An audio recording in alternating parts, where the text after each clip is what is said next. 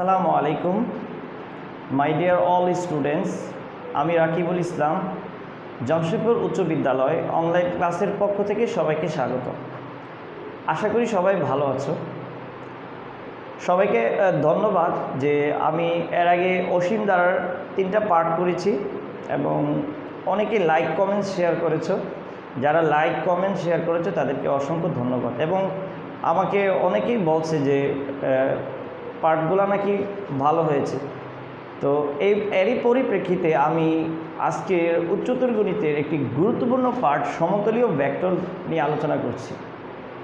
আসলে আমার একটা টার্গেট হচ্ছে যে বিষয়গুলো স্টুডেন্টদের ভয় ভীতি কাজ করে সেগুলোকে নিয়ে কাজ করা। যে অধ্যায়গুলো দেখলে তারা একটু ভয় পায়, যেমন যে এটা মনে হয় পারবো না, এটা একটু কঠিন লাগে। তো আমার টার্গেট সেগুলো নিয়ে কাজ করা। এই জন্য আজকে আমি এই অধ্যায়টাকে সিলেক্ট করেছি। আজকে তোমরা এই ক্লাসটা পুরোপুরি দেখলে আশা করি তুমি ভেক্টর সম্পর্কে, সমতলীয় ভেক্টর সম্পর্কে কিছুটা ধারণা পাবে। তো চলো আমরা আজকে এই সমতলীয় ভেক্টর নিয়ে আলোচনা করি। অধ্যায়টার নাম দেওয়া হয়েছে সমতলীয় ভেক্টর। সমতলীয় কি? সমতলীয় মানে হচ্ছে একটা তলের উপর, যেটা সমান তলের উপর যেটা কাজ করে। যেমন আমি যদি এখানে একটা চতুর্ভুজ আঁকি, তাহলে এই চতুর্ভুজটার মধ্যে যে সমানের উপর, যেমন আমি এই ডাস্টারটা নিলাম, এই ডাস্টারটা এটা দেখো সমান তলের উপর, এটা কিন্তু তার উপর, এটা কিন্তু তার নিচে।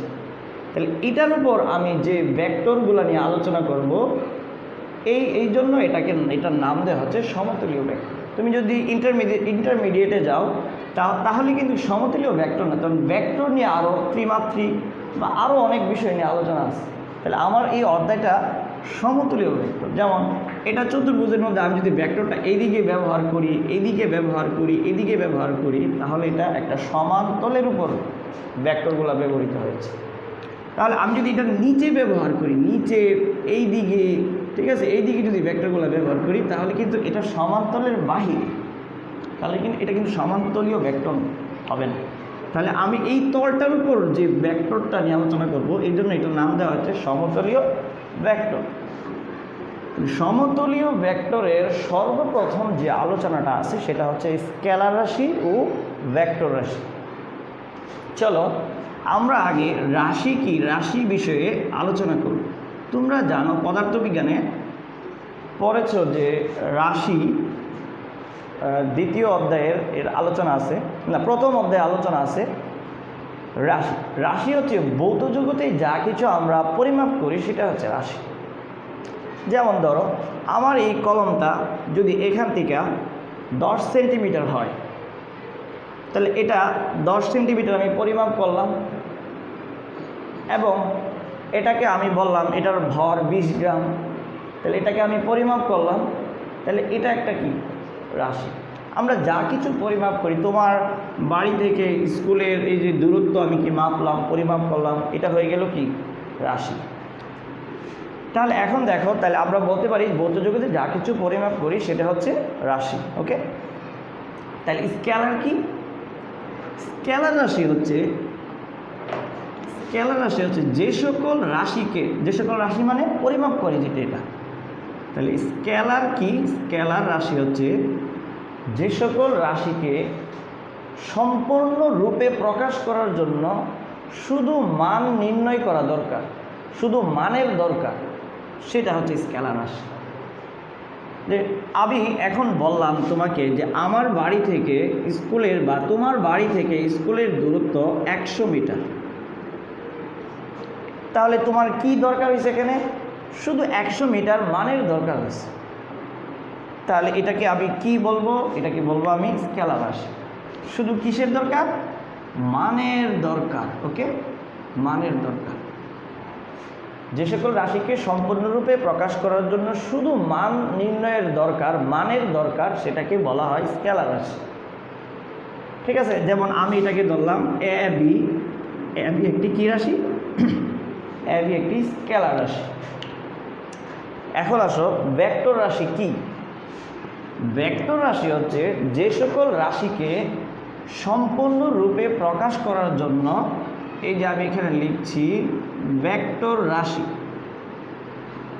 ভেক্টর রাশি যে সকল রাশিকে সম্পূর্ণরূপে প্রকাশ করার জন্য মান ও দিকের দরকার সেটাকে ভেক্টর রাশি বলে। আমি একটা উদাহরণ দিলে তোমরা আশা করি বিষয়টা বুঝতে পারবে। যেমন ধরো আমি এখানে একটু আগে বললাম এ থেকে বিতে তার দূরত্ব হচ্ছে 100 মিটার। তোমাকে এখন বললাম যে তুমি বি থেকে সিতে আরও 50 মিটার এগিয়ে যাও। তুমি এখন চিন্তা করো তো বি থেকে সিতে আরও 50 মিটার এগিয়ে যাবে। তখন বললো যে স্যার বি থেকে সির দিকে এগিয়ে যাব, কোন দিকে যাব? আমি তখন বললাম এই কোন দিকে মানের পাশাপাশি তোমার কিন্তু দিকেরও দরকার লাগছে। তাহলে এই জন্য আমরা বলতে পারি যে সকল রাশিকে সম্পূর্ণরূপে প্রকাশ করার জন্য মান ও দিকের দরকার হয়, মান ও কিসের দরকার হয়? দিকের দরকার হয়, তাকে কি বলা হয়? ভেক্টর রাশি। তাহলে ভেক্টর রাশিকে কি আমি যদি বলি এ থেকে বি, বি থেকে সে কী করছে সিতে আর 50 মিটার এগিয়ে গেছে, তাহলে এটা এ থেকে সি, তখন আমি এটাকে এ থেকে সি এটাকে এইভাবে দিক নির্দেশন করে দেওয়ার জন্য একটা এরকম তীর চিহ্ন দেওয়া হয়, এটা একটা ভেক্টর রাশি। তাহলে এটাকে এইভাবে ভেক্টর লেখা হয়। এটাকে আবার অনেক সময় প্রয়োজন অনুসারে এটাকে এইভাবে ইউ ভেক্টর, প্রয়োজন অনুসারে অনেক সময় বি ভেক্টর, কোনো সময় এটাকে আবার এরকম এ ভেক্টর দেওয়া হয়। প্রশ্ন আসতে পারে তাহলে এটা কেন দেওয়া হয়, এটা নিচে এরকম কেন? এটাও কিন্তু একটা ভেক্টরের চিহ্ন। নির্ণয় করার জন্য তোমাকে এই সলিউশনটা সমাধান করার জন্য এগুলা সহজভাবে দেওয়া হয়, এই যে ভেক্টরটা। তাহলে এটাও কিন্তু একটা ভেক্টর, এটাও কিন্তু একটা ভেক্টর, এটাও কিন্তু একটা কি ভেক্টর। এখন ভেক্টরের উপরে যদি আমি এই যে ধরলাম, তোমাকে বললাম এ থেকে বি ভেক্টর, এটার উপর এরকম যদি এটাকে পরমাণ দেই, পরমাণ যদি ভেক্টরের উপরে ভেক্টরের মধ্যে যদি আমি পরমাণ ব্যবহার করি তখন এটা আর ভেক্টর থাকে না। কী হয়ে যায় এটা তখন এরকম এ বি হয়ে যায়। তার মানে এই ভেক্টরকে পরমাণ দিলে তখন এটা স্কেলার হয়ে যায়। ঠিক আছে? তাহলে তুমি ভেক্টর এবং স্কেলার রাশি সম্পর্কে তুমি কিছুটা হলে বুঝতে পারছো আশা করি। তাহলে এখন আসো ভেক্টরের মধ্যে দ্বারক রেখা কি? দ্বারক কি? দ্বারক রেখা হচ্ছে, যেমন ধরো এখান থেকে এ থেকে বি একটি ভেক্টর, এ থেকে বি, যেমন কোনো দিক নির্দেশক রেখাংশ যে অসীম সরল রেখা অংশবিশেষ, কোনো দিক নির্দেশক রেখাংশ কোনো অসীম সরল রেখার অংশবিশেষ। যেমন এখানে আমি যদি অসীম, আমি যদি এটাকে বলি, এটা যদি সি, তারপর এটাকে কি ডি, তাহলে সিডি রেখা হচ্ছে এই এ বি ভেক্টরের অংশবিশেষ।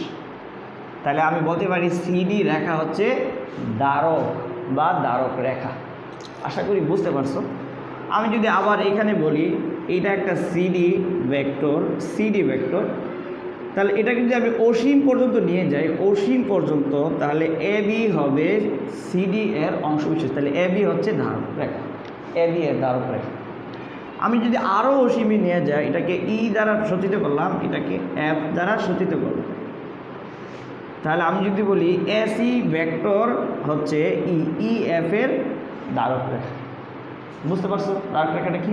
যে অসীম রেখার যে ভেক্টরটা অংশবিশেষ সেটাকে দ্বারক রেখা বলা হয়। ওকে, তাহলে এখন আসো দ্বারক বা দ্বারক রেখা। তাহলে আসো ভেক্টরের সমতা কি? তাহলে আমরা এই দুইটা টপিক দেখলাম, স্কেলার রাশি বা ভেক্টর রাশি, দ্বারক রেখা বা দ্বারক। এখন আসো ভেক্টরের সমতা, 3 নম্বর পয়েন্ট, ভেক্টরের সমতা। তোমরা যদি লেখাগুলো না বোঝো একটু বলবা। আমাকে অনেকে বলছে লেখাগুলো নাকি বোঝা যায় না, আমি তো দেখছি বোঝা যায়। আচ্ছা যাই হোক, না বুঝলে বলবা আমাকে, পরবর্তীতে আমি বুঝিয়ে লেখার চেষ্টা করব। দেখো এখন ভেক্টরের সমতা কি? ভেক্টরের সমতা জন্য 3টা পয়েন্ট তোমাকে জানা রাখতে হবে। 3টা পয়েন্ট কি? 1 নম্বর পয়েন্ট। 1 নম্বর পয়েন্ট কি? যেমন তার তার এরকম যদি আমি বলি যে এখানে এ বি একটি ভেক্টর, এ বি একটি ভেক্টর, ওকে? তাহলে এ বি ভেক্টর, আবার এখানে আমি এটাকে আরেকটু বাড়াই দিলাম, তাহলে এটাকে আমি বললাম সিডি ভেক্টর। তাহলে এখানে এ বি ভেক্টর আর এখানে কি সিডি ভেক্টর।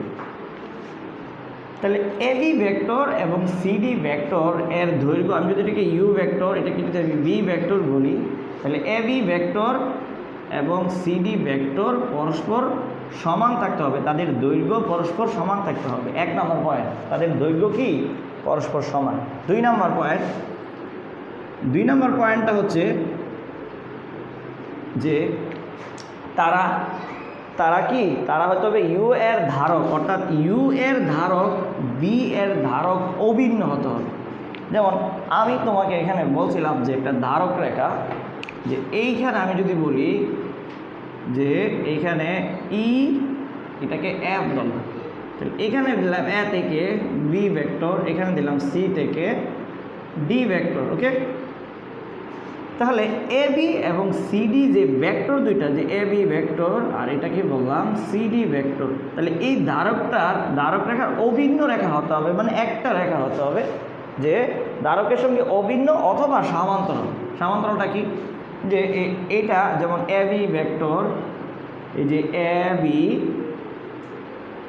বি, আরেকটা হচ্ছে কি এই যে সি ডি, এটা হচ্ছে এ বি, এটা হচ্ছে সিডি। তাহলে এ বি এবং সিডি পরস্পরের সমান ও সমান্তরাল। 3 নম্বর পয়েন্ট, এই যে ভেক্টরের এ বি ভেক্টর এবং সিডি ভেক্টর একই দিকে হতে হবে।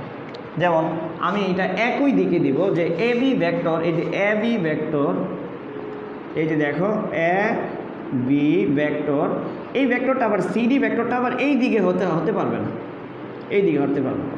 তাহলে এটা কি একই দিকে হয়েছে? এটা কিন্তু একই দিকে হয়েছে না। তাহলে আমার কি হতে হবে? একই দিকে হতে হবে, একই দিকে, তার দিকটা থাকতে হবে একই দিকে সিডির দিকে। তাহলে এটা কি হবে বলো তো? তাহলে এটা হবে, এটা 2 নম্বর পয়েন্টটা হচ্ছে সমান ও আরেকটা কি সমান্তরাল, মানে তাদের ধারক রেখাটা সমান ও সমান্তরাল, ঠিক আছে? 3 নম্বর পয়েন্টটা হচ্ছে একই দিক, একই দিক, এটাকে বলা হয় ভেক্টরের সমতা। আশা করি এই 3টা পয়েন্ট জানা থাকলে তুমি ভেক্টরের সমতাটা নির্ণয় করতে পারবে। তাহলে এখন আসো যে ভেক্টরের বিপরীত ভেক্টরটা কি। দেখো বিপরীত ভেক্টরটা হচ্ছে, তাহলে আমি এটাকে মুছে ফেলি, যে বিপরীত ভেক্টর, বিপরীত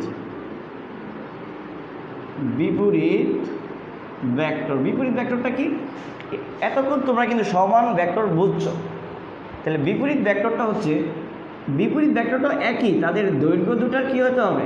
সমান থাকতে হবে, তারা সমান ও সমান্তরাল থাকবে এবং তারা একই দিকে হবে না।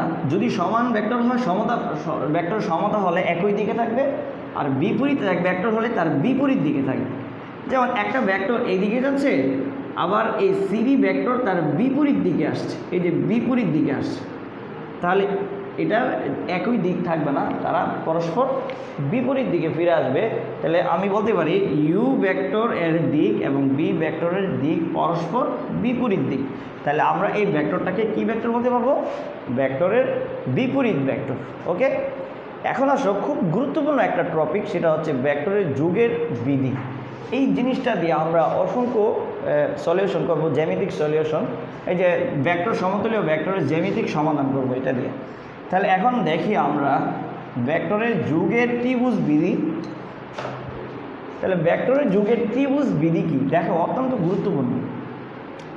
আমি তোমাকে বললাম কোনো একটা ভেক্টর এ থেকে বিতে গেল, তাহলে এটা কোথায় গেল? এ থেকে বিতে।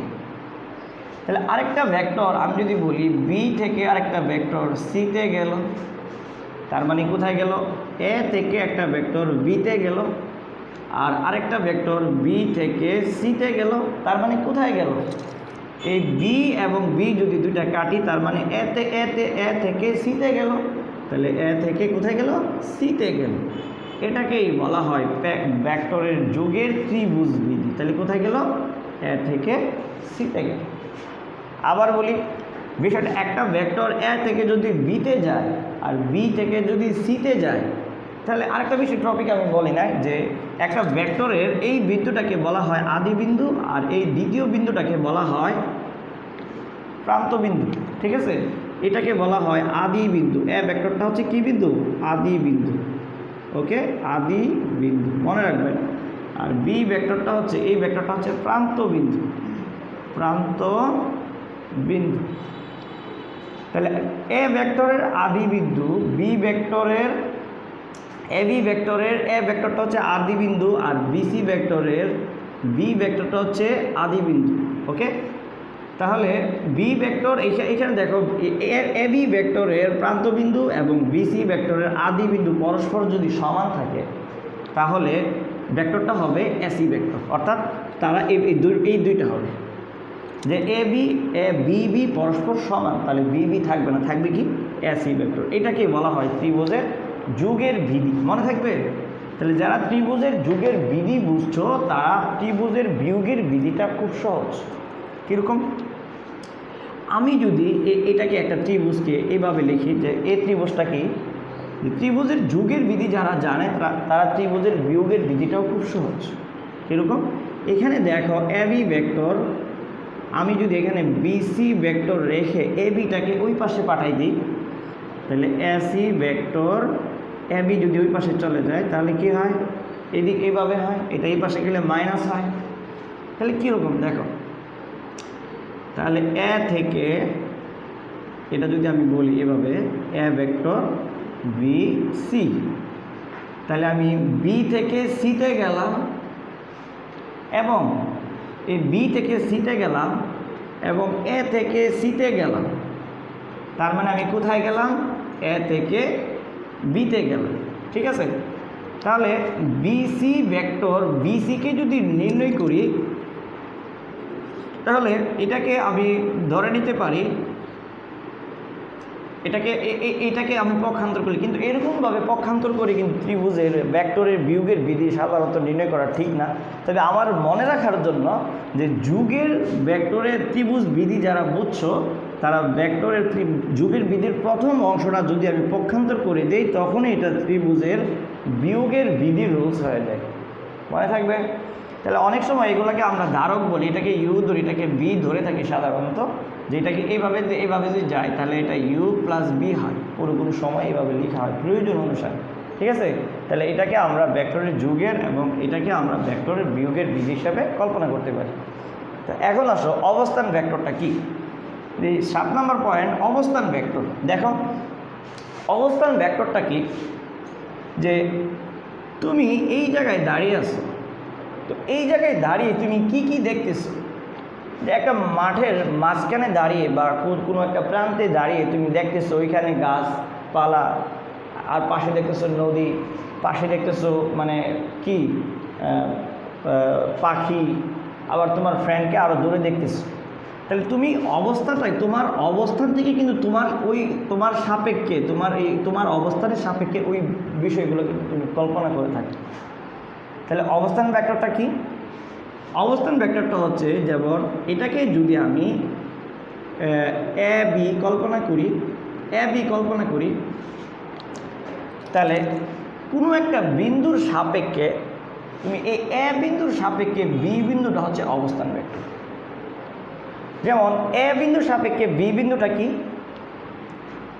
তাহলে আমি এটাকে বি বলতে পারবো, শুধু বি দ্বারা, আমি ছোট একটা বি দ্বারা এটাকে এই দেখে আখ্যাত করলাম। তাহলে এ বিন্দুর সাপেক্ষে বি বিন্দুটা হচ্ছে তার অবস্থান। তাহলে আমি এখানে দাঁড়িয়েছি, তাহলে আমি দেখতেছি কি এই বি বিন্দুকে, তাহলে আমি এই কার সাপেক্ষে? এর সাপেক্ষে বি এর অবস্থান। আবার যদি বলি এই এ থেকে আমি সিতে মানে আরেকটা অন্য কিছু দেখতেছি, তাহলে আমি কি? তাহলে এর সাপেক্ষে সি এর অবস্থান। ঠিক আছে, তাহলে এটাকে আমি কি বলবো? এটাকে আমি যদি বলি এ, ঠিক আছে, আর এটাকে যদি আমি বলি বি, তাহলে ভেক্টরটা এই দিকে এবং এই দিকে যায়। এ বি ভেক্টর এবং আবার যদি বলি বি সি ভেক্টর, তাহলে এটা অবস্থানটা হচ্ছে বি বিন্দু আর অবস্থানটা হচ্ছে সি বিন্দু। তাহলে আমি এটাকে বলতে পারি বি, এই যে এটাকে আমি অবস্থাটাকে ধরলাম, এটাকে ধরলাম বি, ধরো এটাকে ধরো সি। তাহলে এই বিন্দুর অবস্থান ভেক্টরটা আমি ধরলাম বি আর এই বিন্দুর অবস্থান ভেক্টরটা আমি ধরলাম কি সি। তাহলে বি থেকে সির দিকে যখন যাবে তখন হয়ে যাবে B minus C, B minus. তাহলে এটাকে, এটা হচ্ছে তার অবস্থানটা, তাহলে বি সি এর অবস্থানটা হচ্ছে বি মাইনাস সি। তাহলে আমি কিন্তু পূর্বেরই বলছিলাম আমি একটা বিন্দুর সাপেক্ষে কিন্তু এই দুইটা বিন্দু পাইছি, যে বি বিন্দুটা হচ্ছে এ বিন্দুর সাপেক্ষে। তাহলে আমি একটা অবস্থান ধরলাম বি, মনে মনে কল্পনা করলাম, কারণ একই লেখা তো বারবার লেখা যাবে না। আবার সি এর সাপেক্ষে এ বিন্দুর সাপেক্ষে সি বিন্দুর অবস্থান ভেক্টর। ওকে, তাহলে এই যে আমি এখন পাইলাম বি, তখন এটা বি সি ভেক্টরটা হবে, বি সি ভেক্টরটা হবে বি মাইনাস সি। যদি আমি বি সি না বললে যদি বলি সি বি ভেক্টর, তার মানে হয়ে যাবে এখন সি মাইনাস, এটা কি সি মাইনাস, তখন বি হয়ে যাবে। কথাটা বুঝতে পারছো?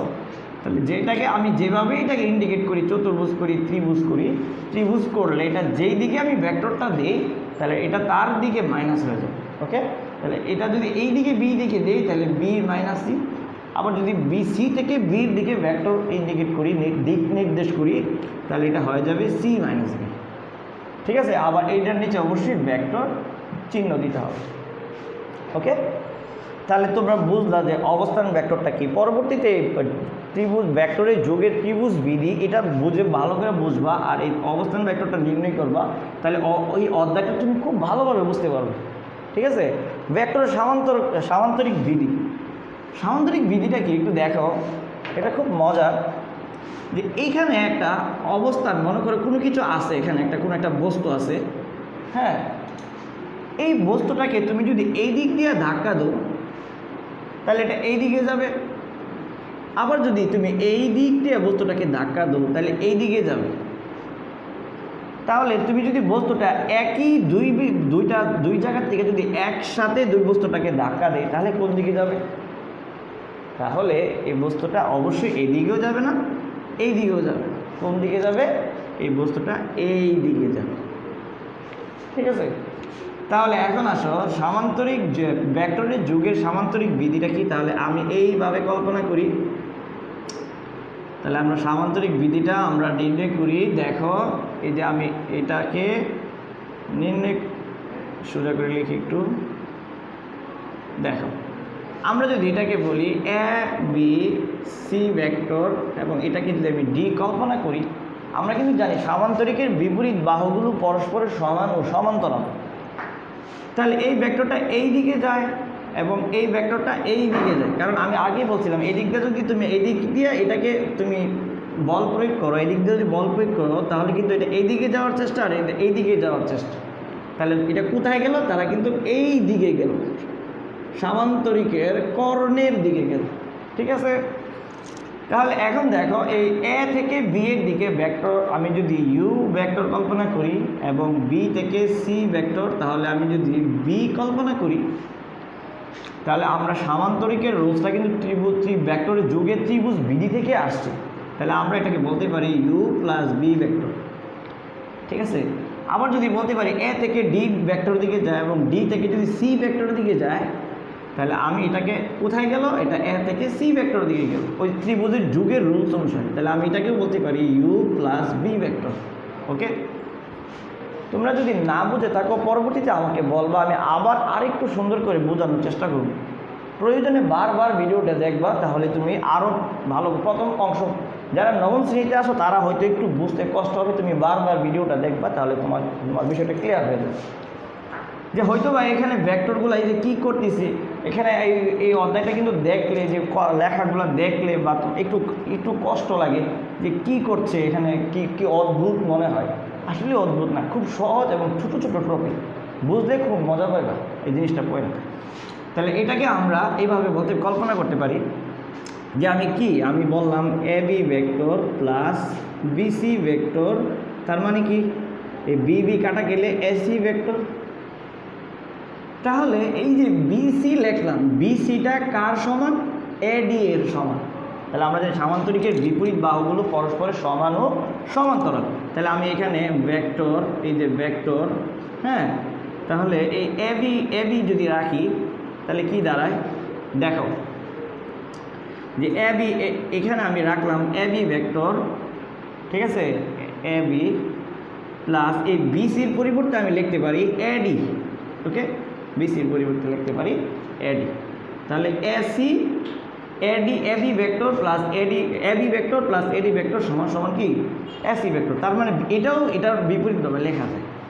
আশা করি তুমি সামান্তর ভেক্টরটা বুঝতে পারছো। তাহলে একদম সর্বশেষ আলোচনা হচ্ছে শূন্য ভেক্টর। একদম সহজ। শূন্য ভেক্টর মানে কি? তুমি যদি এ থেকে বিতে যাও, এ থেকে তুমি বিতে গেলা, আবার বি থেকে তুমি এতে আসলা, তার মানে কোথায় আসলা? তুমি যেখান থেকেই গেছো আবার সেখানেই আসছো, তার মানে কোথাও গেলা না, তুমি এখানেই ছিল, তার মানে তোমার ভেক্টরটা কি হয়ে যাবে? শূন্য ভেক্টর হয়ে যাবে। তাহলে এটা হচ্ছে শূন্য। শূন্য ভেক্টরটাকে এইভাবে দিতে হয়। তুমি যদি একটা ত্রিভুজের রোলস অনুসারে একটা শূন্য ভেক্টর এরকম কল্পনা করো, তাহলে এ থেকে বিতে গেলা, আবার বি থেকে সিতে গেলা, আবার সি থেকে এতে আসলা, তার মানে তুমি কোথায় থেকে কোথায় গেলা? যেখান থেকে গেছো আবার সেখানেই তুমি ফিরে আসলা। এটাকে শূন্য ভেক্টর বলা হয়। যেমন এটাকে আমি বলতে পারি A B vector plus BC vector plus C A vector equal to শূন্য ভেক্টর। ঠিক আছে, আরেকটা কথা বলে রাখি, এখানে এসি ভেক্টর, তার আমি যদি এটাকে সি এ ভেক্টর দেই, তাহলে এসির পরিবর্তে সি এ দিলে অবশ্যই এখানে মাইনাস চিহ্ন দিতে হবে। ঠিক আছে, আবার এই মাইনাস সি এর পরিবর্তে এসি লেখা যায়, একই বিষয়টা একই। তাহলে এসি মানে মাইনাস সি এ, আর মাইনাস সি এ মানে প্লাসের এসি। ঠিক আছে, একই। তাহলে এই যে আমি দেখলাম যে শূন্য ভেক্টর, শূন্যর নিচেও একটা ভেক্টর চিহ্ন তোমাকে দিতে হবে। তুমি যদি শূন্য নিচে ভেক্টর চিহ্নটা না দাও তাহলে কিন্তু তোমার নাম্বার কাটা যাবে। তাহলে এই যে আমি এ থেকে বিতে গেলাম, বি থেকে সিতে গেলাম, সি থেকে আবার কোথায় আসলাম? এতে আসলাম, তার মানে আমি যেখান থেকে গেছি আবার সেখানেই ফিরে আসছি। এই ভেক্টরটাকে বলা হয় শূন্য ভেক্টর। ওকে, আর অবস্থান ভেক্টর তুমি বুঝছো, এখানে সবচেয়ে বেশি যে জিনিসটা মনে রাখবা সেটা হচ্ছে অবস্থান ভেক্টর, আর আরেকটা হচ্ছে কি ত্রিভুজের যুগের ভেক্টরের যুগের ত্রিভুজ বিধি। ওকে, তাহলে অবস্থান ভেক্টরটা কিন্তু আমি আরেকটু ক্লিয়ার করার চেষ্টা করি, মানে একটা ত্রিভুজ দিয়া, যে এই অবস্থান ভেক্টরটা আমি আবারও দেখাই তোমাকে। অবস্থান ভেক্টর বারবার কেন দেখাচ্ছি? তাহলে অবস্থান ভেক্টরটা তোমার বেশি ভালো করে শিখতে হবে। তাহলে তুমি যদি এ থেকে বিতে যাও, ঠিক আছে, আবার যদি বি থেকে এই যে এ থেকে তুমি সিতে যাও, এই যে সি, তাহলে এ থেকে তুমি বিতে গেলা, বি থেকে তুমি কি সিতে গেলা, তার মানে আমি এই লেখাগুলা কিভাবে লিখি? লেখাগুলো এইভাবে লিখি যে এ বি, এটাকে ইউ ভেক্টর, এটাকে বি ভেক্টর ধরলাম আমি। ওকে, তাহলে A B vector plus AC vector, এটাকে যদি আমি এই বি থেকে সিতে দিই তার মানে হবে কি বিসি। দেখো এই এ বি এর অবস্থান ভেক্টরটা তুমি ইউ ধরলা, ওকে, বা এ বি এর অবস্থান ভেক্টর তুমি এখানে বি ধরলা, ছোটো হাতের বি, আর এই এসি এর অবস্থান ভেক্টর এটাকে ছোটো হাতের সি ধরলাম। তাহলে এটাকে এ বি, এটাকে ধরলাম আমি বি ভেক্টর, আর এটাকে ধরলাম কি সি ভেক্টর। তাহলে না সরি, এটা হবে এরকম যে এ বি প্লাস বিসি, এটা হবে বিসি ভেক্টর সমান সমান এসি ভেক্টর। ঠিক আছে, তাহলে তুমি বিসি ভেক্টর, তো বিসি ভেক্টর এটা তো আর আমি নির্ণয় করতে পারি না, অবস্থান নাই। আমি অবস্থান হচ্ছে এ বিন্দুর সাপেক্ষে বি বিন্দু আর এ বিন্দুর সাপেক্ষে সি বিন্দু। তাহলে সমান সমান এই এসি ভেক্টরটাকে আমি ধরছি কত? সি। সুতরাং বিসি ভেক্টরটা হবে C vector, C vector minus B vector. এটাকে এই জন্য এইভাবে লেখা হয় যে এখান থেকে যদি এই দিকে যায় তাহলে C vector minus B vector. ঠিক আছে, তাহলে আশা করি তোমরা এই জিনিসটা না বুঝলে আমি পরবর্তী অঙ্কতে আরও ক্লিয়ার করে তোমাদের বোঝানোর চেষ্টা করব। তুমি পরবর্তীতে আমরা এর উদাহরণ 2, উদাহরণ 3 নিয়ে প্রত্যেকটা টপিক আলাদা আলাদা করে নিয়ে আমি তোমাদের সম্পূর্ণ বোঝানোর চেষ্টা করব। না বুঝে থাকলে আমাকে বলবা, আর তোমরা লাইক কমেন্ট শেয়ার করবা। আশা করি ভালো থাকবে। ঠিক আছে। আর সবাই কোভিড-19-এ যারা এই লাইভ ক্লাসগুলো দেখছো, আশা করি তোমাদের ক্ষতি কিছুটা হলে পুষিয়ে যাচ্ছে। আর তোমরা সবসময় ভালো থাকবে, সুখে থাকবে। ওকে, ধন্যবাদ।